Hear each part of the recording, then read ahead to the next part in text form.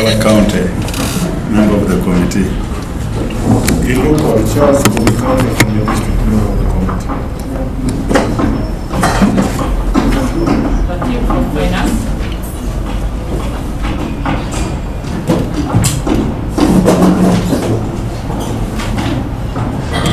David Bahati, Minister of State for Planning and Minister of Finance.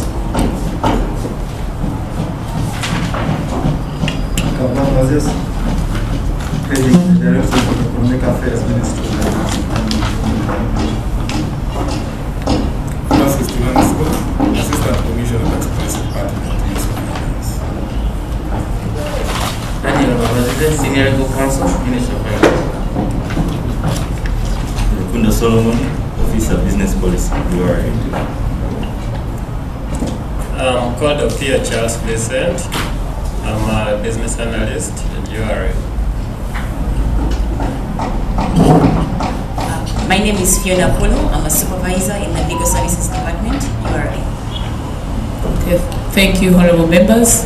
And Minister, oh yeah, there's one. Sorry. Oh, Kakoza James. Okay. MP Kabula County. Thank you, honorable members, and the Minister and your team from Ministry of Finance. I want to take this opportunity to welcome you to today's meeting. And I start on a note of congratulating the Minister for the good performance we are seeing in the papers today. And all you members, I believe we are all performers because performance is relative. How well you perform is relative. So don't be scared with what you're seeing in the papers. Our chair is on his way. He will get us at whatever point we would have reached. Like I earlier stated, this meeting should be as brief as possible but meaningful. We put the meeting to hold for some time because we are waiting for the response from the President. But we got a response that the two tax bills that had not been returned, the tax and the tobacco, he has sent it to them. So the purpose of this meeting today is to meet the Minister and his officials to update us whether they have any amendments, further amendments or not. And if they have any, they will present, we'll allow them to present, and you make your comments, and then we will have time next week to begin reviewing the other bills that have been returned and whatever has been amended. I thank you, and the Honorable Minister, over to you. Thank you, Madam Chair. And I wanted to pass to apologize for coming in late. Because we are just two ministers to the station, and there are so many things that came in this morning, which we have to handle first. Second, I also want to say, Madam Chair, that if you don't mind, you keep your mask on because I'm so exposed to so many people. So for your sake, yes, and.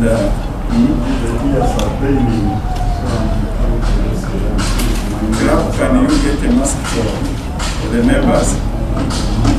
It's very important because we should not relax.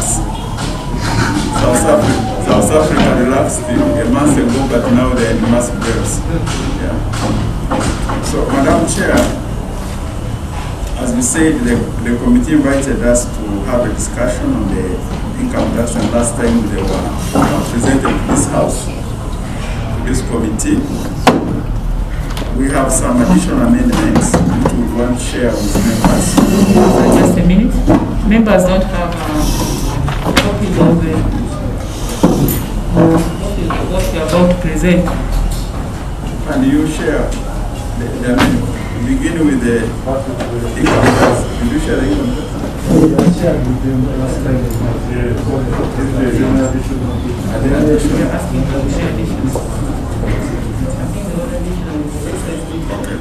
The only additional is substituted, but the others were shared last time. And we can, so what we wanted was really to make one amendment, and in case there are any question to answer, then we will answer there. We will give them a meeting will be short. So So we have one amendment, and we are proposing it to the excise duty amendment number 2, Bill 2020, which is the proposed amendment is that clause 5 be included in the amendment Bill 2020, stating as follows: the Excise Duty Act is amended in Part 1 of Schedule 2 by substituting for item 11 the following: sacks and bags of polymers of ethanol, ethylene and other plastics under HS codes, which code is that we have stated, imported or manufactured by a person without recycling plant in Uganda, except vacuum packaging bags for food, juices, tea, coffee, sacks and bags for direct use in the manufacture of certain sanitary pads, 120% or shillings 10,000 per kilometer of plastic bags. Kilogram per kilogram of plastic bags. And we have Kagwai wanted you to give the justification to this amendment so that we can we don't waste the members' time. Thank you, Mr. Chair. Sure. I wanted to ask the expert of tax to first explain to us what this That's what he's going to do. I think he will explain and then... He will explain and then testify,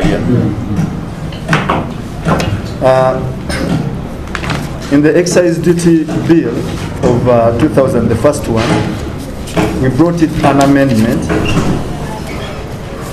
to the effect that sacks and bags of polymers would attract shillings 120%, would attract 120% of the value, or 10,000 shillings per kilogram, whichever was the higher.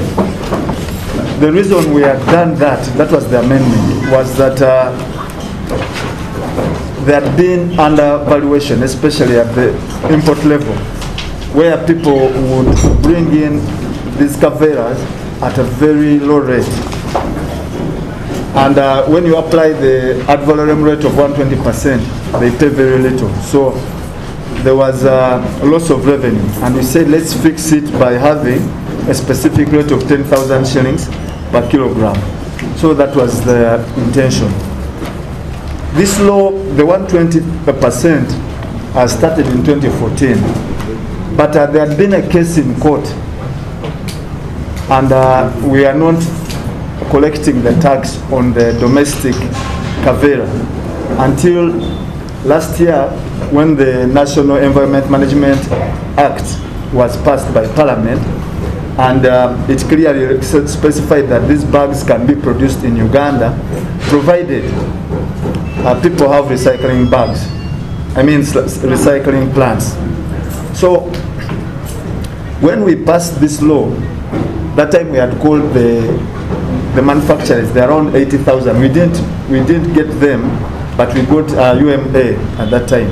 But after the passing of the law, when they saw it, the manufacturers came to us and said, if you impose this tax on us now, which we have not been paying, would be forced to close, and all our employees, about 3,000 people, would have to go home because the tax would be too high for us.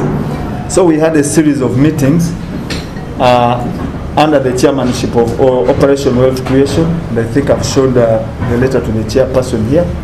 She has it, where we agreed that, okay, let the 120% and the 10,000 remain, because it protects the locals against imported caveras.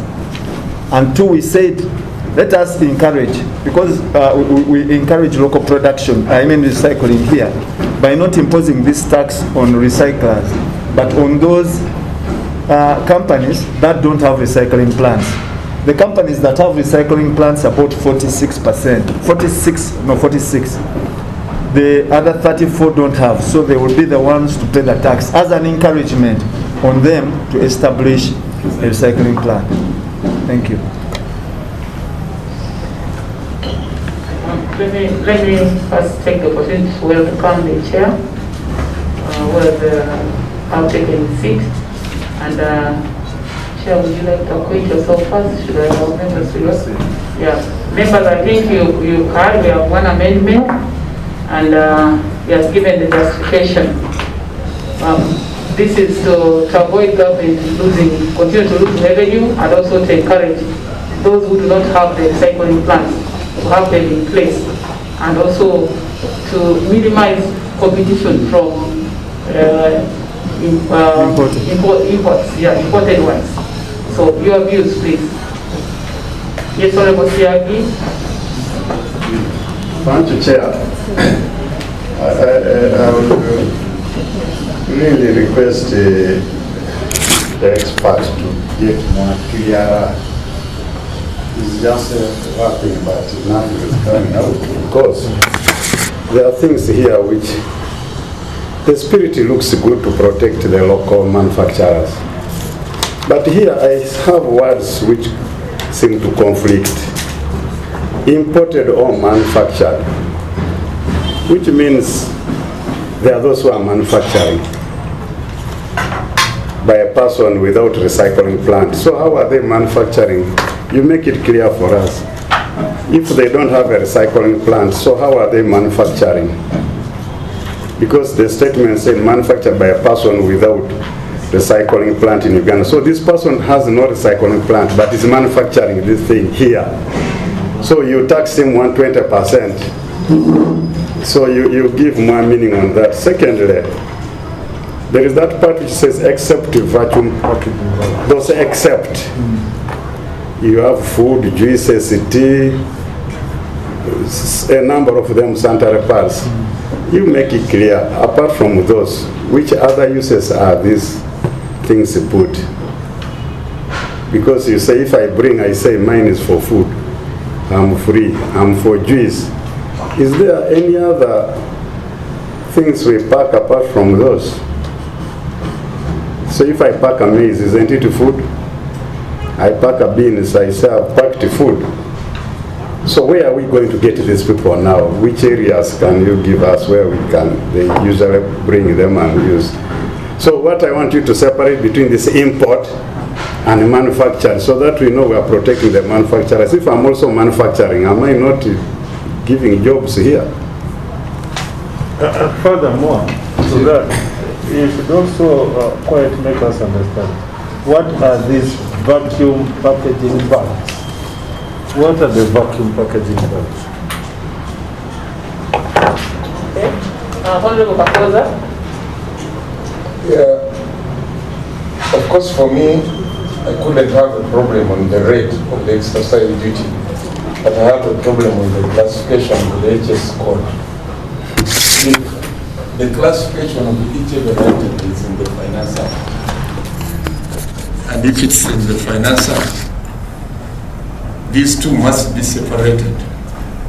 What you want to do is to change the rate in the duty, but the classification, I don't think it's classified under 322321. If so, you must classify it separately, the imported and the manufactured. If you look at the HS code of this, so that it helps URA when I import, like the classified HS code, because they hold percentages in these items. So it will be proper in the Finance Act. I don't know why Kagoi brought it under exercise duty. If the rate is okay, I have no problem with the rate, but the classification, the HS code, that's where I have a problem. That when I import, I'm under classified item of HS code, and then the manufacturer. I don't know whether I put it in the right place. Maybe I'll seek that clarification, because it would have come under Finance Act. If you are changing the rate, it's the excise duty. You see, there are two both here, Madam Chair, Vice Chair, that a classification of an item is under Finance Act. Not so. and then the rate is exercised as its own, which can be identified there. I think he has got your point. Yeah. Let's take another one from Honorable Siko. Yeah, Chair, I just wanted to look at the cost-benefit analysis. You mentioned that there was tendency to undercost and therefore pay a little tax.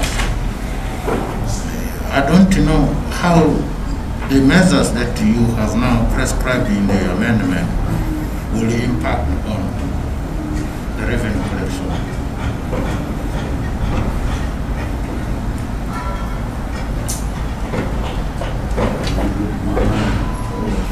What can you?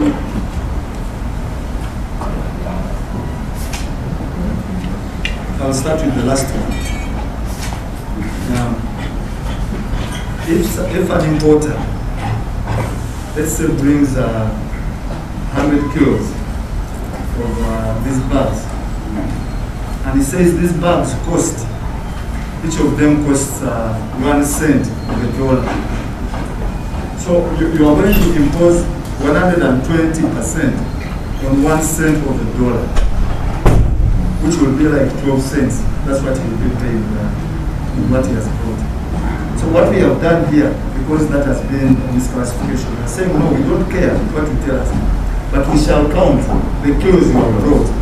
So each kilo, you will pay 120% or 10,000 shillings, whichever is the higher. Therefore, you remove this maneuvering of the values. It's no longer very helpful to you to come and say it is 1 cent when you actually bought it at maybe 10 cents. So that incentive to undervalue is what has been captured by the 10,000 shillings.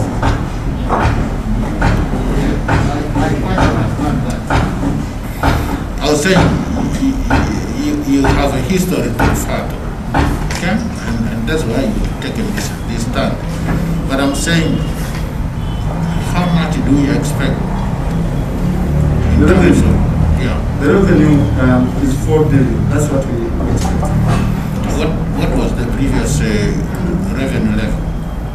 The previous revenue was 1.2 billion. From 1.2 to 4 billion. 4 billion. Yes.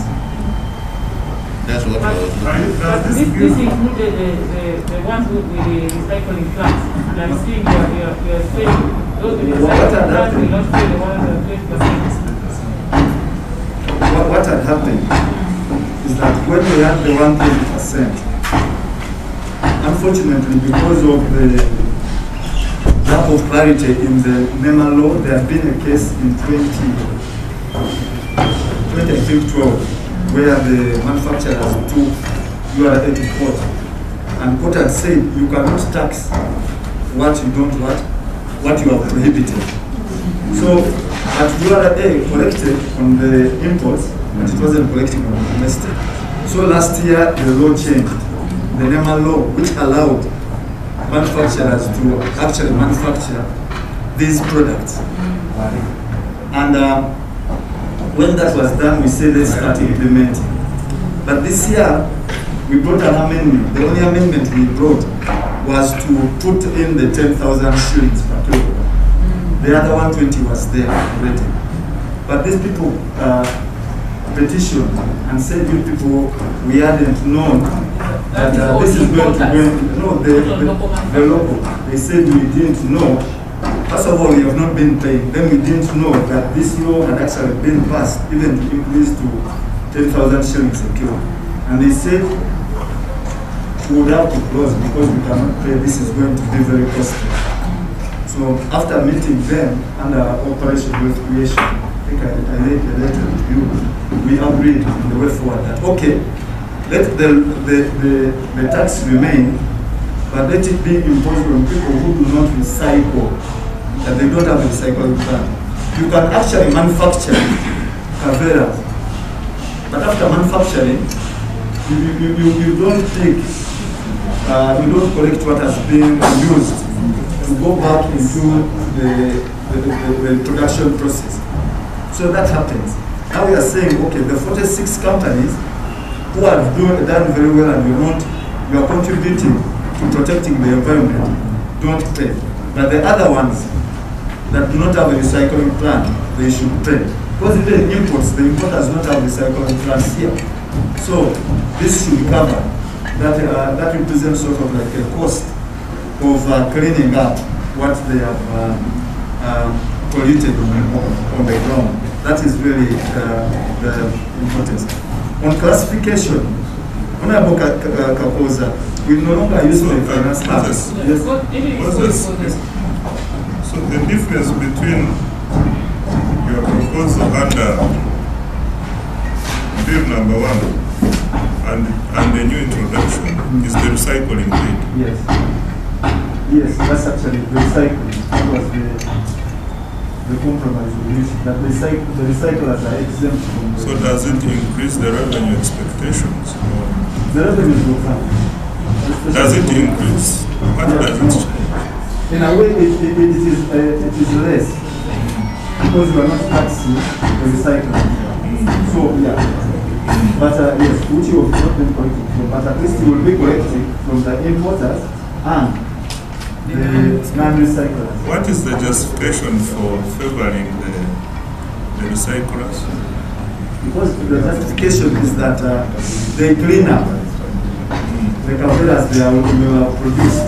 So if they have this one, they clean it and recycle it and make it so it doesn't hurt the environment. But the one that just dumps it and doesn't care how it is disposed. So that is the difference.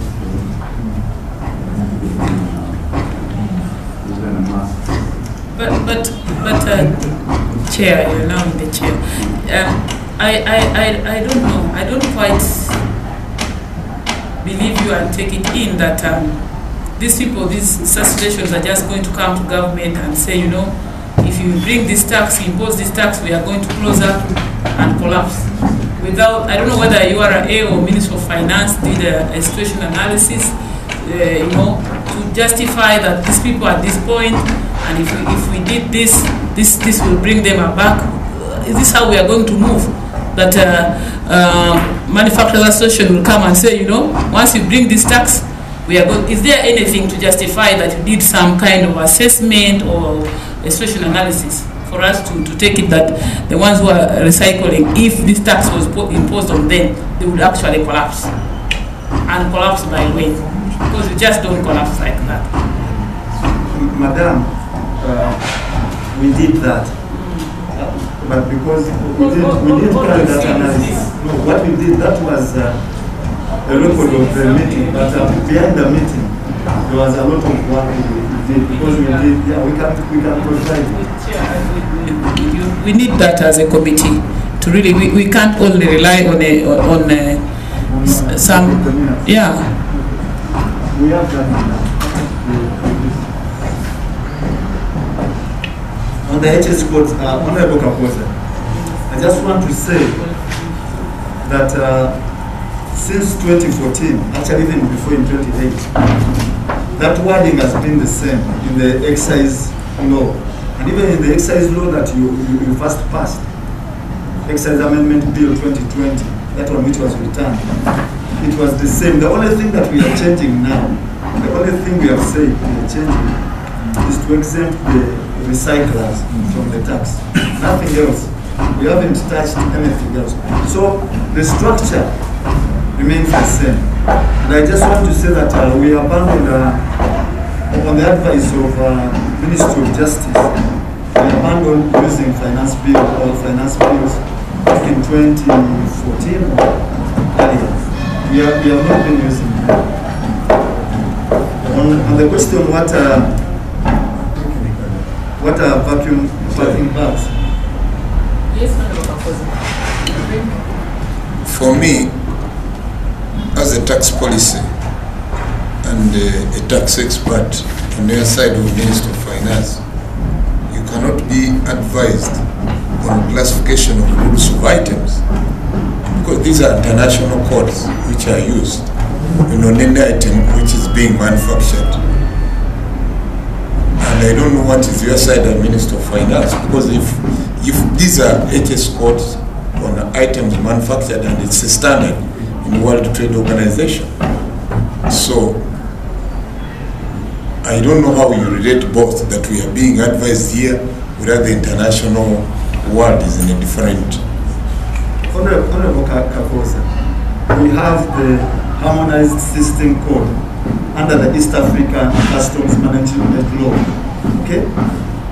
And that harmonized system code lists all the products that are produced in the world. All of them, you'll find them there.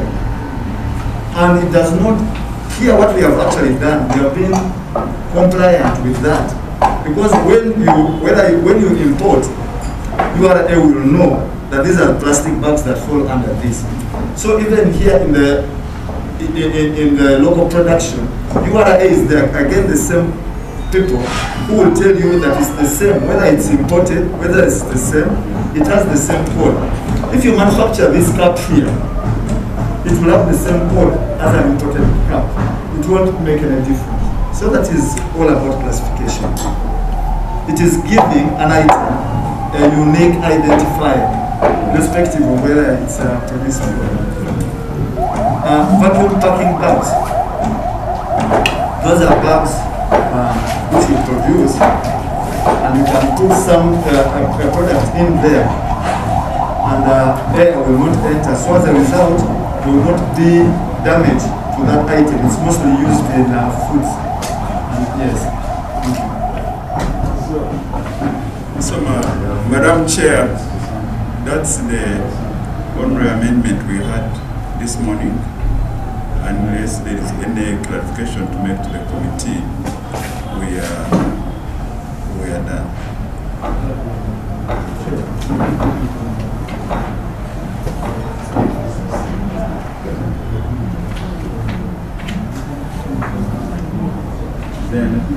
So the wording here, you will put it 120 or 10, whichever is higher.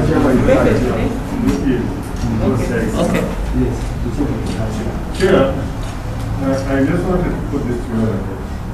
Since already here in the amendment, you have put in the classification codes, and the owners to identify that this is the exact product under this classification is in the URA.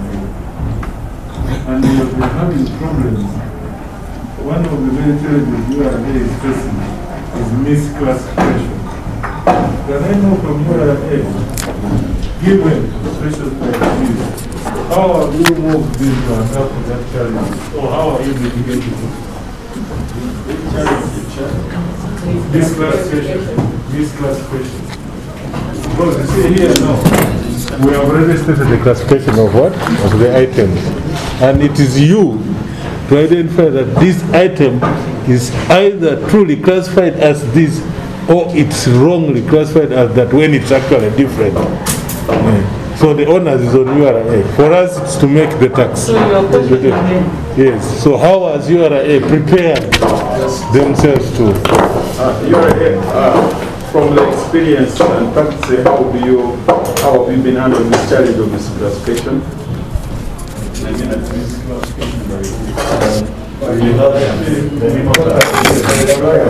have a tariff unit that is responsible for any queries on classification. So they offer guidance. Within the customs electronic system, there is a provision through which you can apply and submit any query, and the classification will be sent, depending on the details that you will submit. And also, this amendment will actually help with reducing challenges of misclassification, because you see one of the sources of challenges has been with excise duty. Excise duty is charged both at importation and for local manufacture. Now, if the description within the excise duty schedule does not match that in the HS code, then there will be a challenge of classification. So when you have them matching, such as with this amendment, where it makes reference to the HS code, then the challenges of classification are actually reduced. But Chair, before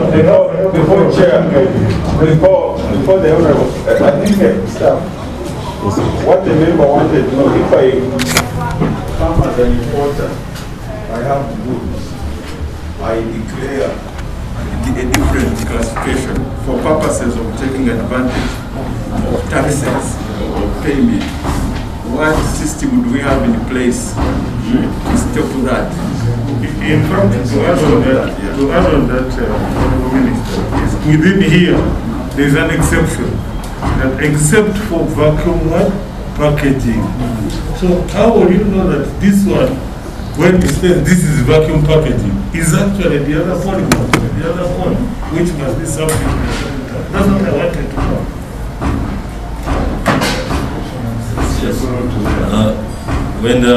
When the items are brought for custom, there is an inspection that is done. So the inspecting officer, customs officer, will determine whether the item has been properly classified. And if it hasn't been properly classified, it will be reclassified, and then an additional assessment will be given. It is actually a common scenario.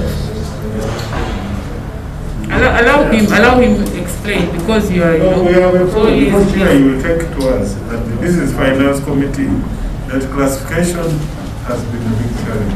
And sometimes you are has been asking for money to establish a law to prove that this item is actually this one and not the other.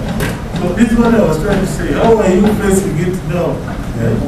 Because seeing it by a customs officer may not necessarily enable him to authentically say this is the item.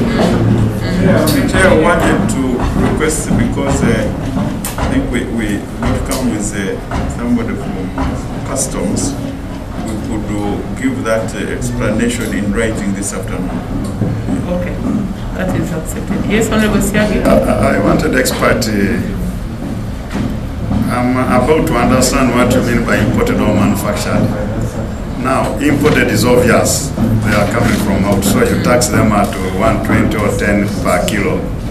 Now, the manufacturers, there are now two categories. There are those who recycle. Thank you that you are leaving aside those who recycle, because they are helping with the environment. How about the manufacturer? Isn't there a difference between me who manufactures here, but I don't recycle? Don't I have a difference with the importer? Can't I have some favorable, because when I'm manufacturing here, I'm also giving some services. I get materials here, I employ people. Now, am I not better than an importer? Can't you have some regime for a manufacturer who doesn't recycle different from importer? What happens for an importer? First of all, under this law, it doesn't offer protection. It is like a polluter pay policy. Yes. If you are polluting, you pay to the extent of the pollution. So that is the policy. However, when you are importing, you pay an import duty of 25%.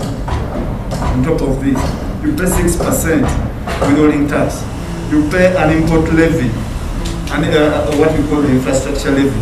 So there are all these levies that an importer pays that a local manufacturer doesn't pay. I think that brings us to the end of our day's meeting, and I want again to thank the minister and your team, and I think you can take leave. But for members, we have a brief in-house before we can adjourn the meeting.